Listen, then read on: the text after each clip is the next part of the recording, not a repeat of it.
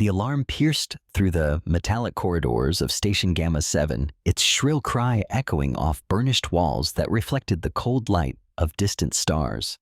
Thorne pressed his back against the bulkhead, feeling the vibration of the station's massive engines through the metal.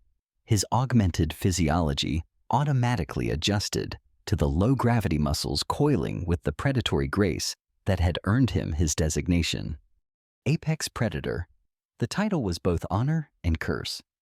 Through the reinforced viewport, he watched the swirling colors of hyperspace dance beyond the station's shields. 5 years since humanity had been inducted into the Galactic Alliance as specialized assets. 5 years since they'd learned they weren't alone in the universe. 5 years since they'd discovered their place in it. The call came through his neural implant, cold and clinical as always. Asset designation, Thorne Alpha 7. Report to Briefing Chamber Theta immediately. Priority 1 assignment. He closed his eyes briefly, feeling the weight of the collar around his neck, not physical, but metaphysical. The bio-neural interface that connected him to the Alliance command structure. The leash that kept him obedient. The briefing chamber hummed with activity when he arrived. Holographic displays showed star charts, target profiles, and tactical assessments, floating in the air like digital ghosts. At the center of it all stood Commander Vex, a Zathari, whose scaled skin shimmered with bioluminescent patterns, indicating his current emotional state. Currently, those patterns suggested focused determination. Thorne! Vex's voice carried the metallic undertone common to his species. Your next assignment. A new hologram materialized, a three-dimensional image of a being unlike any Thorne had seen. Tall and willowy, with skin that seemed to shimmer between silver and violet depending on the light. Her eyes held an intelligence that seemed to look beyond the confines of the projected image. Dr. Lyra Lee Stormwind of the Etherian Collective, a theoretical physicist specializing in dimensional mathematics. She has developed what our intelligence suggests is a fundamental breakthrough regarding the nature of consciousness itself. Thorne studied the image, noting the way she moved even in this recorded hologram. There was a grace to her that spoke of harmony rather than the predatory efficiency he'd been trained to embody. The Alliance Council considers her research destabilizing. The implications of her discoveries could upset the current balance of power among member civilizations. She must be eliminated before her findings become public. The briefing continued with tactical assessments, security protocols, and escape routes. But Thorne found his attention drawn back to the scientist's face. There was something in her expression, a sadness perhaps, or a weight of knowledge that resonated with something deep within him. Questions, Vex asked. The target's location. Research Station Helix Prime orbiting the pulsar designated Sigma 437. Remote but heavily shielded. She believes she's safe there. Thorne nodded. When do I deploy? Immediately, a stealth ship awaits you in Bay 7. You have 72 standard hours to complete the mission. As he turned to leave, Vex's voice stopped him. Thorne, remember what you are. What humanity is. The Alliance took you in, fed, you gave you purpose. Without us, you'd still be confined to your single world fighting among yourselves. This is how you repay that debt. The words were meant to reinforce his conditioning, but instead they sparked something else. A question that had been growing in the back of his mind for months. What had humanity given up for this generous offer of membership? His ship cut through space like a blade through silk, its stealth systems rendering it invisible to most forms of detection. The journey to Helix Prime took 8 hours, giving Thorne time to review the mission files and study his target more carefully. Dr. Lyra Lee Stormwind. Age 247 years young for an Etherian. Brilliant, respected, considered a radical by some of her peers for her theories about consciousness transcending dimensional boundaries. No known combat training, no EU augmentations, no weapon skills. An easy target. So why did he feel this strange reluctance? Helix Prime appeared in his viewport as they dropped out of hyperspace, a gleaming ring of interconnected laboratories and living quarters, rotating slowly to provide artificial gravity. The pulsar at its center sent regular bursts of radiation washing over the station's shields, creating an aurora of colors that would have been beautiful if Thorne still appreciated such things. His training kicked in as he approached. Scan the defenses, identify entry points, map patrol patterns. The station was well protected, but not against someone with his skills and equipment. He docked with a maintenance airlock on the station's underside, his ship's AI automatically spoofing the necessary clearance codes.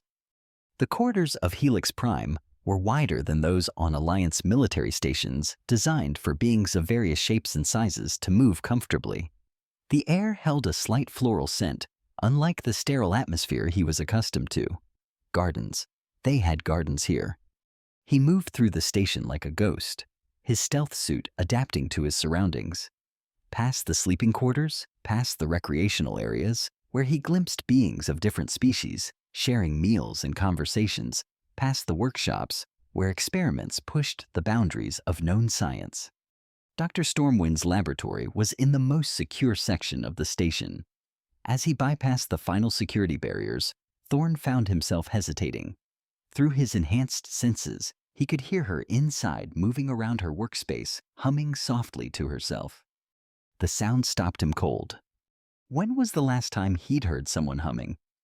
When was the last time he'd hummed himself? He shook his head, trying to clear such thoughts. He was apex predator. He had a mission. The door recognized his override codes and slid open silently. Inside the laboratory was a wonder of organized chaos. Holographic equations floated in the air alongside physical artifacts from dozens of civilizations. At the center of it all stood Dr. Stormwind, her back to him, as she worked at a complex array of instruments. She was even more striking in person. Her movements held a fluid grace that spoke of perfect harmony with her environment. The shimmer of her skin seemed to pulse with the rhythm of her thoughts. Thorne drew his weapon, a sleek energy pistol designed for silent, clean kills. His training demanded he end this quietly, before she could raise any alarms. But as he raised the weapon, she spoke. "I wondered when they would send you." Her voice was like music, but tinged with a sadness that made something in Thorne's chest constrict. She turned slowly, her hands visible, non-threatening. Those strange, beautiful eyes met his without fear. "You're not like the others." She continued, tilting her head, as if studying a fascinating equation. "There's something in you that resists. I can see it." "I don't know what you're talking about," Thorne said, but even to himself his voice lacked conviction. "Oh, but you do." She stepped closer, and to his surprise he didn't adjust his aim. "You're questioning, aren't you? Wondering why they really sent you to kill a scientist working on theoretical physics. Your research threatens the stability of the Alliance." She laughed, a sound like silver bells in a gentle wind. "My research threatens their control. Do you know what I've discovered, Thorne?" He shouldn't engage. He should pull the trigger and be done with it. But something made him ask, "How do you know my name?" "Your reputation precedes you. The human who never misses his target. The perfect weapon. But I wonder," she gestured to one of her floating equations, "what makes a weapon perfect? Training, conditioning, purpose." "Slavish obedience, you mean?" The words hit him like a physical blow. His grip on the weapon tightened. "You don't understand," he said. "The Alliance saved us, gave us a place among the stars." "Did they?" She moved to another display, her fingers dancing through holographic symbols. "Or did they notice what you truly are and decide to harness it, rather than face it?" "What are you talking about?" "Human consciousness, Thorne. It's not like ours, not like any of theirs. You don't just think you transcend. Your minds can bridge dimensions, touch the quantum foundation of reality itself. That's why you're such effective predators. You don't just hunt in 3 dimensions." The weapon felt heavier in his hands. "That's impossible." "Is it? Haven't you ever wondered why human instincts are so uncannily accurate? Why you always seem to know what your prey will do before they do it? It's not instinct, Thorn. It's quantum consciousness touching probable futures. She brought up another display: brain scans, neural mappings, quantum field measurements. This is why they really fear us. Not our aggression, not our adaptability. Our consciousness itself threatens their reality.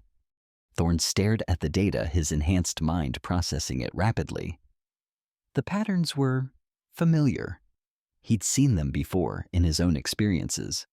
The way he could sometimes sense where an enemy would be before they moved. The way he could feel the probability streams of a battle before it unfolded. "They've been suppressing this," he whispered. "The bio-neural interfaces don't just control you, they limit you. Keep that quantum consciousness locked away where it can't threaten their ordered universe." She was standing directly in front of him now, close enough that he could see the galaxies swirling in her eyes. "They made you their weapon because they're terrified of what you truly are." The weight of revelation crashed down on him. Every mission, every kill, every moment of unquestioning obedience. It had all been based on a lie. Humanity wasn't the junior partner in this alliance. They were the greatest threat these civilizations had ever faced, and so they'd been chained, controlled, turned into tools. "My research," Dr. Stormwind continued, "proves that quantum consciousness is spreading, not just in humans, but in other species touched by your people. The Alliance's stability depends on keeping this knowledge contained." Thorn's hand trembled. The weapon felt impossibly heavy now. "So they sent their perfect weapon to silence me." She smiled sadly. "Except you're not their weapon anymore, are you?" For a long moment they stood in silence. The equations and displays around them pulsed with the rhythm of discovery of truth, finally unveiled. Through the laboratory windows, the pulsar's light painted ever-changing patterns across the stars. Then slowly Thorn lowered his weapon. "I can't," he whispered. "I know." The weapon clattered to the floor. And then, without fully understanding why, Thorn dropped to one knee before her. It wasn't submission. It was recognition. Acknowledgement of a truth that went beyond Alliance programming. "What have we done?" he asked, his voice breaking. "Survived," she said gently. "That's all any of us have done." She knelt beside him, her hand touching his shoulder. "But now we have a choice. Help me expose the truth. Help me show the universe what humanity really is. They'll kill us both. Perhaps, but would you rather die as a slave or live free?" An alarm began to sound distant at first, but growing louder. His ship's AI was detecting incoming vessels. The Alliance had been monitoring him more closely than he had thought. "They're coming," he said. "Then we need to move quickly." Dr. Stormwind moved to her main console, her fingers flying across the controls. "I've been preparing for this day. Data packets ready for transmission to every major news network, every scientific institution, every resistance cell in known space." Resistance cell. She paused to look at him. "Did you think you were the only one who'd begun to question?" "There are others, Thorn. Humans who've slipped their leashes. Others who've discovered fragments of the truth. The Alliance's perfect control is cracking." The station shuddered as docking clamps engaged with violent force. Through the walls they could hear the sound of rapid deployment, heavy footsteps, weapons being charged, orders being barked in multiple alien languages. "The transmission will take 3 minutes," Dr. Stormwind said. "Can you give me 3 minutes?" Thorn stood, feeling something awakening in him. Not the cold efficiency of the apex predator, but something warmer, more human. "I'll give you 30. They made their stand in the laboratory's main chamber. Thorn had no weapons, save what he could improvise from the scientific equipment around them, but it didn't matter. For the first time in years, he was fighting for something he believed in. The Alliance forces came in waves. Zathari? Shock troops, their scales rippling with aggressive patterns. Cytherian drones, their mechanical limbs whirring with lethal precision. Even a few humans, other apex predators, their eyes dead with conditioning. Thorn fought like a man possessed, using every technique he'd been taught and inventing new ones on the spot. He felt something he hadn't experienced in years, the flow state of combat where thought and action became one. But it was different now. Instead of cold calculation, there was passion, purpose beyond mere mission parameters. Behind him, Dr. Stormwind worked frantically at her console streams of data, flowing out into the galactic network. He could hear her voice providing narration explanation evidence that would shake the foundations of a dozen civilizations. A Zathari commander cornered him near the main display. "On down, human. You are Alliance property." "No," Thorn said, and the simple word carried more weight than any weapon. "I am more than that. We all are." The fight raged for what felt like hours, but was probably only minutes. Thorn felt wounds accumulating, felt his enhanced physiology struggling to keep up with the damage. But then Dr. Stormwind's voice rang out. "It's done? The truth is out there." The Alliance forces hesitated, uncertainty rippling through their ranks. In that moment of hesitation, the station's emergency lights began flashing a different pattern. Not red for combat, but blue for incoming transmission. On every screen in the laboratory, the same image appeared. Dr. Stormwind's face, addressing the universe. "Citizens of the Galactic Alliance." Her recorded voice began, "You have been lied to. Humanity is not the violent species you've been told. We are not inherently aggressive or unstable. We are something far more dangerous to those who would control us. We are free." The transmission continued, laying out evidence, data proof of humanity's true nature and the Alliance's suppression of it. As the revelations unfolded, something remarkable happened. The human soldiers, the other apex predators, began lowering their weapons. "No," the Zathari commander screamed. "You are Tool's weapons property." But the spell was broken. One by one, the humans turned their weapons on their Alliance handlers. What had been a capture mission became a revolt. In the chaos that followed, Thorn and Dr. Stormwind managed to reach one of the station's escape pods. As they fled into space, they watched Helix Prime transform. The Alliance forces were being overwhelmed by a combination of human prisoners who'd suddenly remembered what freedom was, and station personnel who'd decided to join the revolution. Their pod drifted in space as Thorn's ship, now under its AI's independent control, retrieved them. As they transferred to the larger vessel, Dr. Stormwind pulled up communication channels from across the galaxy. The response was immediate and overwhelming. On Earth, the detention centers, where humans were held between missions, erupted in coordinated breakouts. On Proxima Station, human technicians shut down the bioneural control arrays. On the Rim worlds, human settlers who'd lived in fear for 5 years suddenly stood up and declared independence. But it wasn't just Homo humans. Other species that had been influenced by human consciousness beings who'd developed enhanced intuition, probability sense, or quantum awareness also began to revolt. The universe itself seemed to be awakening to a new possibility. "The Alliance will fight back," Thorn said, watching the communications scroll past. "This is just the beginning." "I know," Dr. Stormwind replied. "But the truth is out now. And truth has a way of spreading faster than any weapon." She turned to face him, and in her eyes, he saw not just the swirling galaxies he'd noticed before, but something more.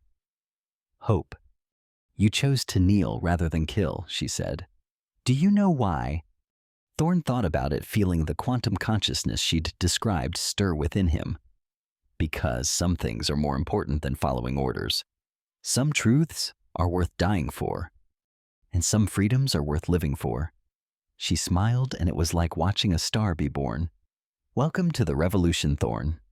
As their ship accelerated toward the outer rim, leaving Helix Prime and its chaotic liberation behind, Thorn felt something he hadn't experienced in longer than he could remember.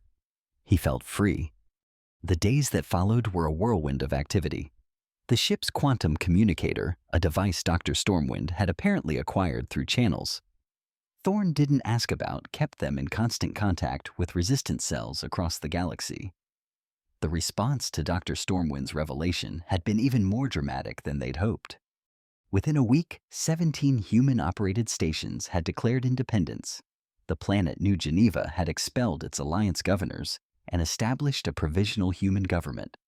3 entire human regiments had defected, taking their ships and equipment with them. But the alliance response was swift and brutal. "They're calling it the Quantum War," Dr. Stormwind said, reviewing intelligence reports in what had once been Thorne's austere quarters, and was now a collaborative workspace filled with quantum equations and tactical displays. "They've officially designated us a Class Alpha threat to galactic stability." Thorne studied the tactical displays with the expertise of years of military operations. The Alliance was mobilizing forces on a scale not seen since the last intercivilization war 3 centuries ago. "They're going to try to crush us before we can organize. Then we need to be smarter. Use what they fear most about us. Our quantum consciousness." Exactly. We don't fight them in traditional space. We fight them in probability space. We make it impossible for them to predict our moves, impossible to corner us, impossible to win.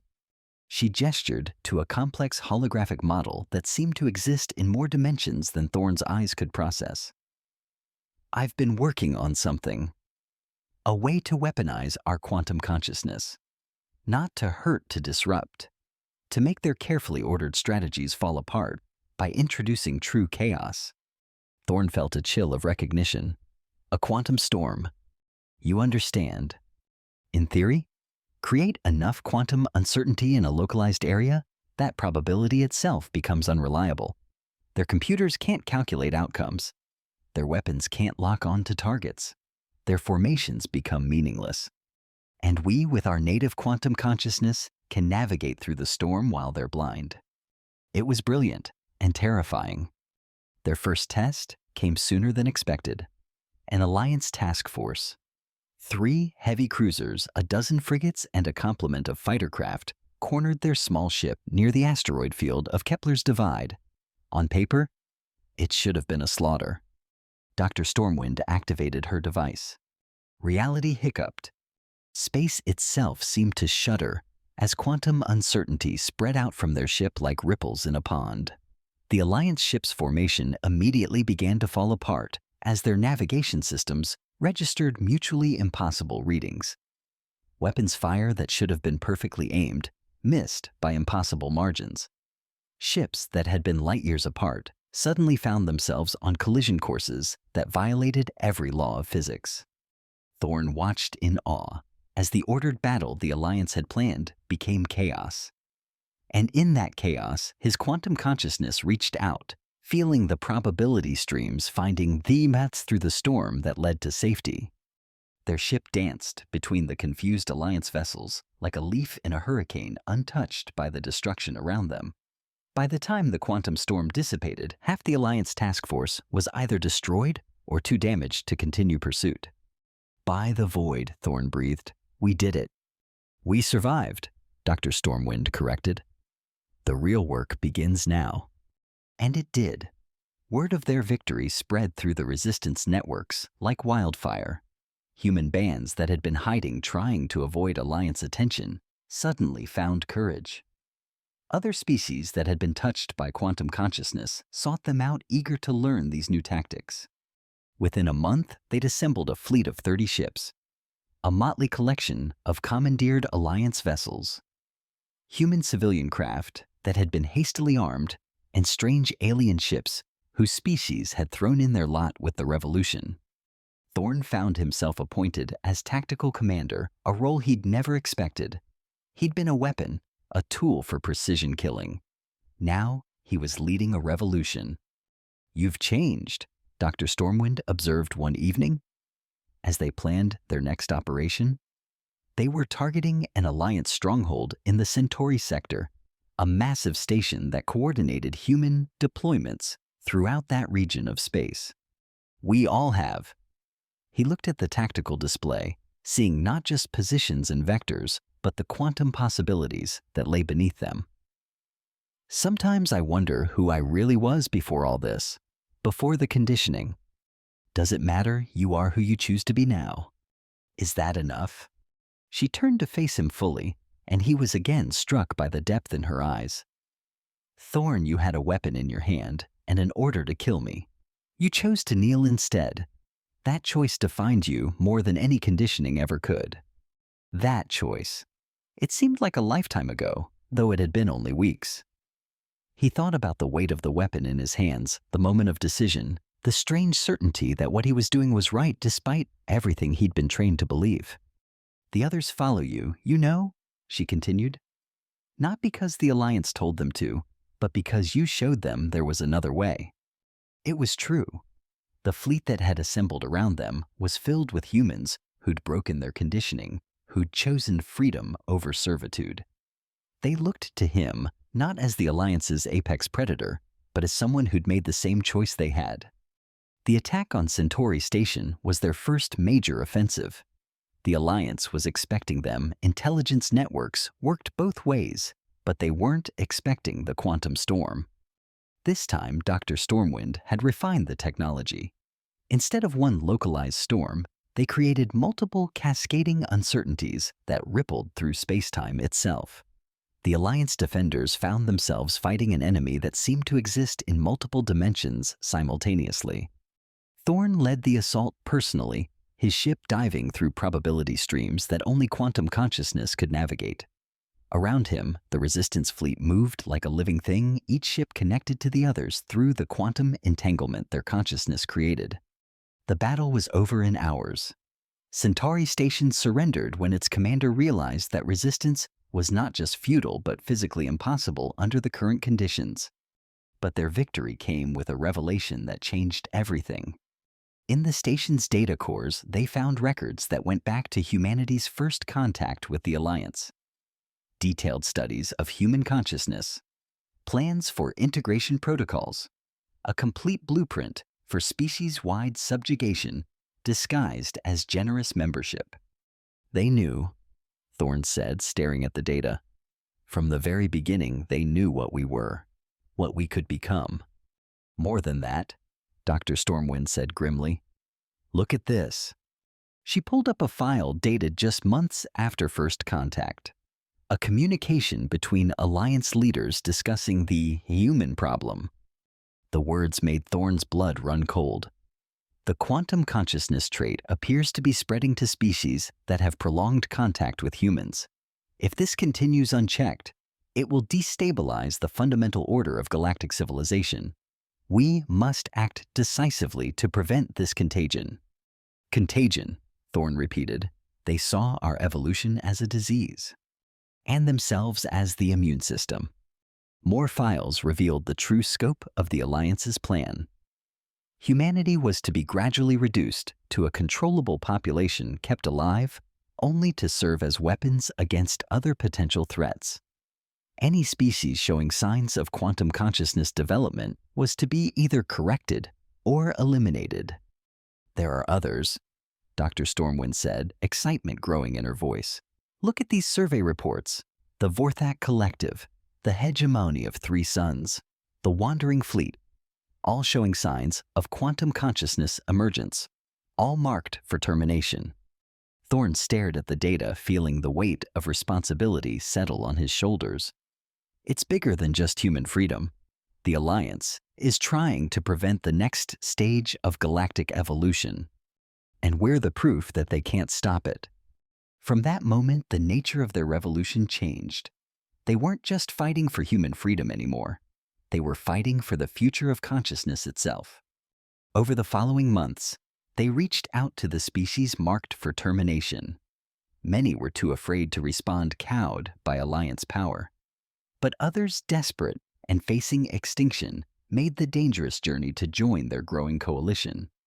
The Vorthak brought their mastery of dimensional engineering. The 3 suns' hegemony contributed their expertise in consciousness-linking technologies. The Wandering Fleet nomads, who'd always lived on the edges of Alliance space, provided intelligence networks that spanned half the galaxy. Thorne found himself not just a tactical commander, but a diplomat, negotiating with beings whose thought patterns were as alien as their physiologies. Yet somehow the quantum consciousness made communication possible. On a fundamental level, they all shared something that transcended species boundaries. "You're becoming quite the leader," Dr. Stormwind observed, after a particularly successful diplomatic session with the crystalline beings of Sigma Draconis. "I never wanted to be a leader. Did you want to be a weapon?" He considered that. "No, but at least I understood what a weapon was supposed to do. Leadership isn't about knowing what you're supposed to do. It's about knowing what needs to be done." The quantum war escalated. The Alliance threw more and more resources at them, but each victory only proved their point. Quantum consciousness was spreading faster than they could contain it. Species that had been perfectly stable for millennia suddenly found their brightest minds developing impossible new insights. And then came the proposal that changed everything. Parley. Thorne stared at the message that had arrived through diplomatic channels. "The Alliance Council wants to negotiate." "It's a trap," said Commander Vortex of the Three Suns Hegemony. His species communicated through color changes in their crystalline carapaces, but the translation matrix conveyed his suspicion clearly. "Of course it's a trap," agreed Captain Thessarian of the Wandering Fleet, her 8 arms gesturing emphatically. "But what kind of trap?" Dr. Stormwind studied the message carefully. "Actually, I don't think it is.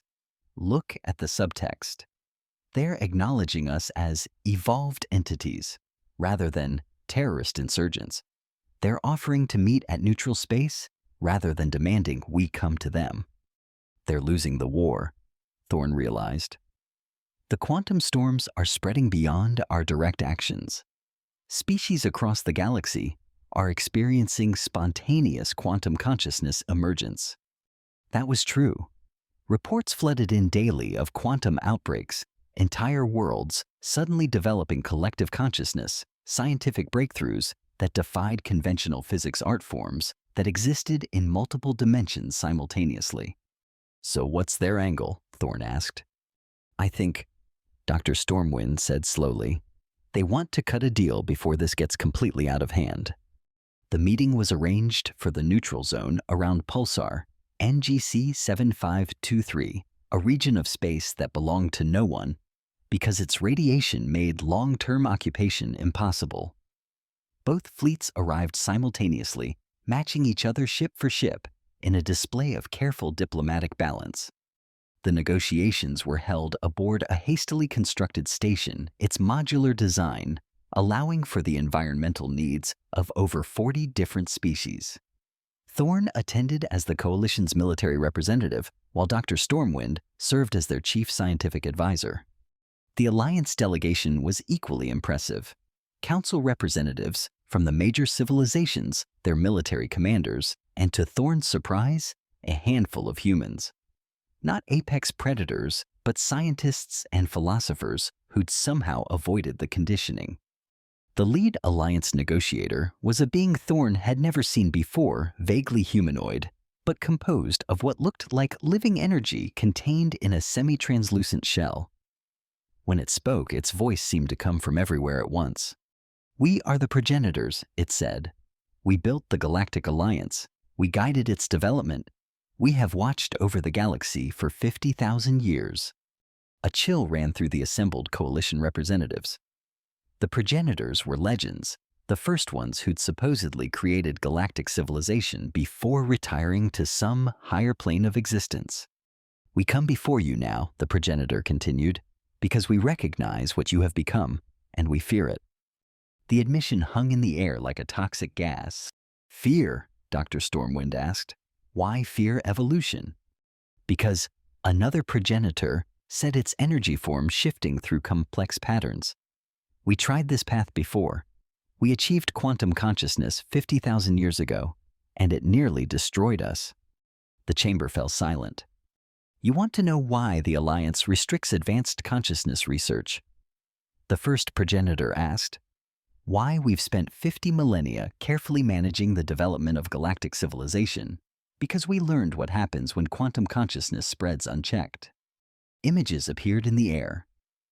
vast structures that seem to exist in multiple dimensions simultaneously. Civilizations that transcended physical form, beings of pure thought that could reshape reality with a whim. We became gods, the progenitor said simply, and gods are terrible things. At first, it was wonderful. We could perceive all realities, understand all truths, create whatever we desired. But godhood comes with a price. When you can do anything, nothing has meaning. When you know everything, there are no mysteries. When you can control reality itself, reality loses all value. Another series of images, civilizations, falling into solipsistic madness reality, becoming fluid and meaningless. The very concept of existence beginning to break down. We watched our children die of ennui. We saw our greatest minds retreat into perfect virtual worlds of their own making. We observed as the very fabric of space-time began to unravel under the weight of too many would-be gods trying to reshape it. The first progenitor's form flickered with what might have been grief. So we pulled back, sealed away our transcendent knowledge, limited ourselves back to physical forms and linear thought, and we made a promise never again would we allow quantum consciousness to spread unchecked through the galaxy. Thorne felt the weight of their revelation settling over the chamber. So the Alliance is a containment system. Yes, everything we've done, the hierarchies, the restrictions, the careful management of technological development, has been to prevent another quantum consciousness cascade. And now, the second progenitor said, you threatened to undo 50,000 years of careful work. Dr. Stormwind stood, her form shimmering with agitation. But you're wrong. Look at us. Look at what we've accomplished. We haven't become gods. We've become more than we were while remaining who we are.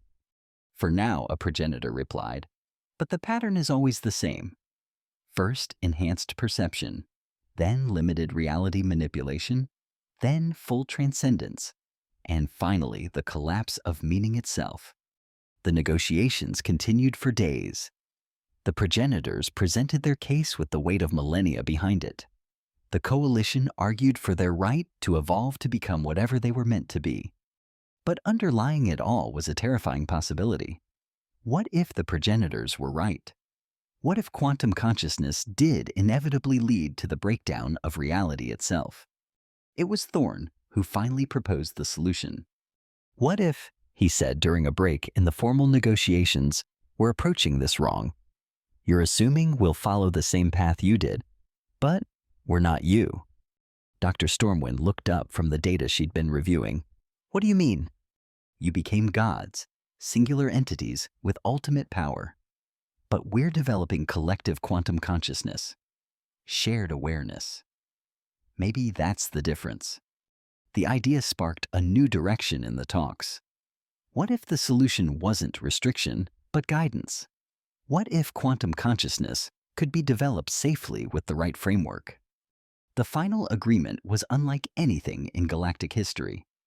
The Quantum Accord established a new structure for galactic civilization. The Alliance would be reformed as the Galactic Fellowship, a true partnership between evolved and evolving species. Quantum consciousness development would be legal but carefully monitored and guided. Most importantly, the progenitors would return from their self-imposed exile to share their knowledge, not to control but to warn and guide. They would teach the dangers of transcendence while helping the galaxy navigate toward a sustainable form of consciousness evolution. For humanity, it meant freedom. The bio-neural interfaces were removed. The Apex Predator program was disbanded. Humans would serve in the Fellowship by choice, not compulsion. But it also meant responsibility. As the species that had triggered this revolution, humans would take the lead in developing the new quantum consciousness protocols. They would be the guinea pigs for a new form of evolution. Are we making the right choice? Thorne asked Dr. Stormwind as they watched the formal signing ceremony. I don't know, she admitted, but I know we're making a free choice, and that's more than we had before. The ceremony concluded with the traditional exchange of quantum resonances, a new diplomatic protocol that allowed conscious beings to share a moment of pure understanding across species barriers. For an instant, every being in the chamber experienced what it felt like to be every other being. It was terrifying. It was beautiful. It was a glimpse of what they might all become. Months later, Thorne stood on the observation deck of New Harmony Station, the first truly joint facility built by the Fellowship. Through the transparent walls, he could see ships from dozens of species working together, constructing something that had never existed before, a university for consciousness. Dr. Stormwind joined him, her presence still sending little quantum ripples through his awareness, a side effect of their shared experience during the war. "Do you ever miss it?" she asked. "The simplicity of being a weapon." Thorne smiled, remembering that moment in her laboratory when he'd faced the choice that changed everything. No, being free is harder, but it's worth it. Even if we end up like the progenitors, even if consciousness evolution leads to the breakdown of reality, then we'll face that together, all of us. Not as gods, but as partners in whatever comes next. They stood in comfortable silence, watching the construction outside. In the quantum foam of space-time, Thorne could sense the future stretching out in infinite possibilities. Some led to transcendence, others to stagnation, still others to destruction. But for the first time in his life, he also sensed something else: hope. The path forward was uncertain. They might fail. They might succeed in ways they couldn't imagine. They might become something beyond current comprehension. But they would face that future with open eyes and free minds. And that, Thorne thought, made all the difference. The last transmission from New Harmony Station was recorded 6 months later. It consisted of a single message sent simultaneously to every inhabited world in the galaxy. To any beings receiving this transmission, we want you to know that we tried.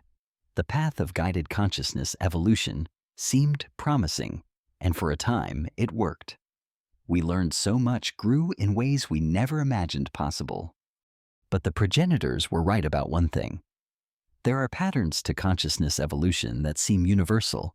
We began to feel it a month ago. The creeping certainty that all questions had answers, that all mysteries could be solved. That reality itself was just a puzzle to be completed. We felt the pull toward godhood, the temptation to reshape existence according to our will. Some among us have chosen that path. They have transcended physical form and moved beyond our understanding. We cannot contact them, and we fear what they may become. But others, most of us, have chosen differently. We are leaving. Using our enhanced consciousness, we have found pathways to pocket dimensions. Alternate realities where the rules are different, where mystery can be preserved, where consciousness can grow without consuming all meaning.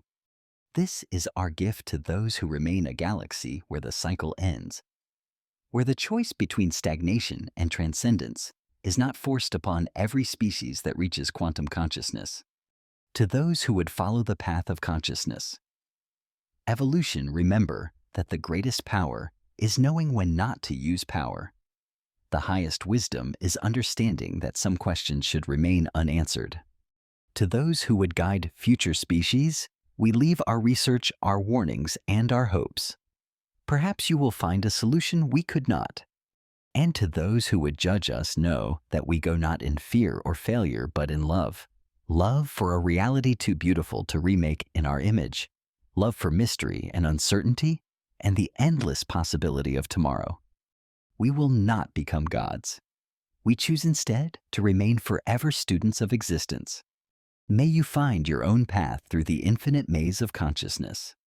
This is our final transmission. What we become next, words cannot convey. Farewell.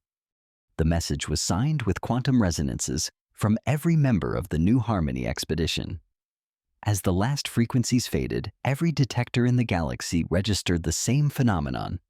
A massive quantum fluctuation centered on the station's coordinates.